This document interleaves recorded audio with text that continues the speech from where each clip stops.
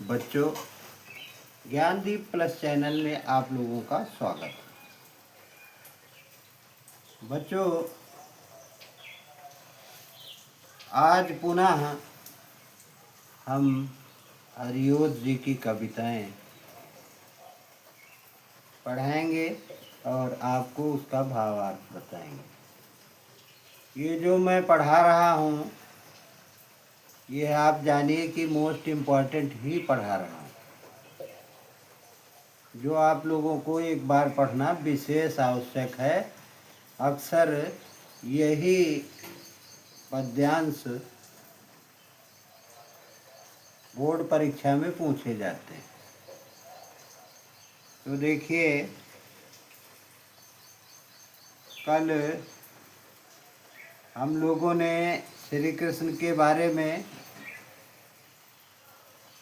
उनकी पहचान राधा जी बताती हुई कि वह कैसे लगते हैं, कैसे हैं, इसको बताया था।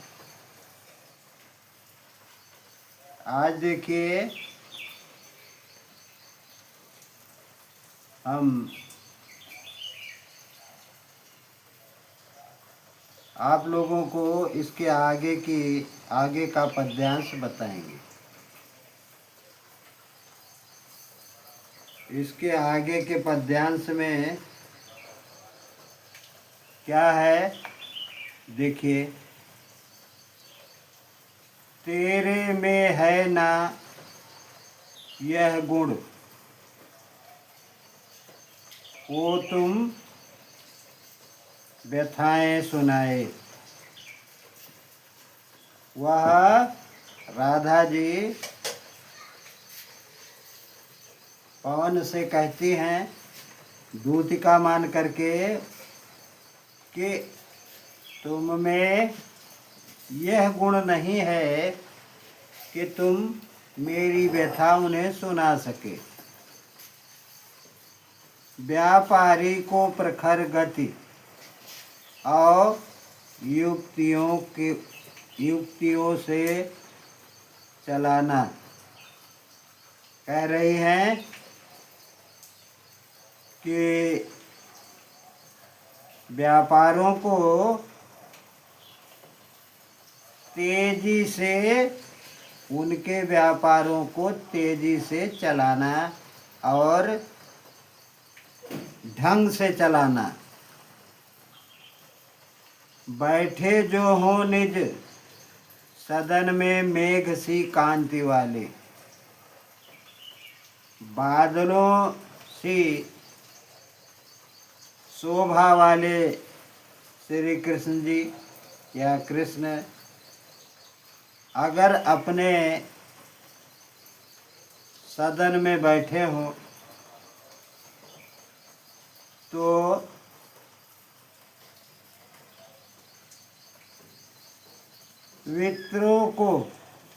चित्रों को इस भवन के ध्यान से देख जाना। जिस सदन में वह बैठे हों कृष्ण जी, उसके चित्रों को, उस भवन के चित्रों को तुम ध्यान पूर्वक देख कर चली जाना। जो चित्रों में विरह विपुरा का मिले चित्र कोई। अगर उन चित्रों में किसी विरहिणी का चित्र मिले तो जाके निकट उसको भाव से यूं हिलाना। तो उस चित्र को जाकर के भावपूर्वक इस तरह से हिलाना कि प्यारे हो चकित, जिससे चित्र की ओर देखें।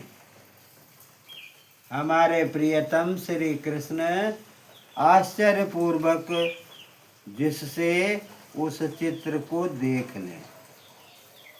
आशा है क्यों सूरत उनको हो सकेगी हमारी। राधा जी कह रही है कि हमारी आशा और विश्वास है कि हमारी याद उन्हें आ सकेगी। जो कोई भी इस सदन में चित्र उद्यान का हो, अगर इस महल में अगर कोई चित्र उद्यान का हो, बगीचे का हो, तो आओ ही प्राणी विपुल उसमें घूमते नाचते से। और कह रही हैं कि अगर इस सदन में कोई चित्र ऐसा हो, इस महल में कोई चित्र ऐसा हो जो बगीचे का हो और उसमें विपुल प्राणी, अनेक प्राणी घूम रहे हों, बादलों से, बादलों की तरह से अनेक प्राणी घूम रहे हों, तो जाके सन्निकट उनके आओ, हिला के उन्हें भी, उसे भी, उसके पास जाकर और उस चित्र को भी हिला करके देव आत्मा को सुरत ब्रज के व्याकुलों की कराना। तो उन देवों जैसी आत्मा वाले कृष्ण को ब्रज के व्याकुल, विरह व्याकुल बालाओं की याद करवा देना। कोई ज्यादा कुसुम, कोई प्यारा कुसुम कुमला गेह में जो पड़ा हो, अगर कोई सुंदर सा पुष्प उनके चरणों में कुम्हलाया सा पड़ा हो या घर में कुम्हलाया सा पड़ा हो, तो प्यारे के कारण, तो प्यारे के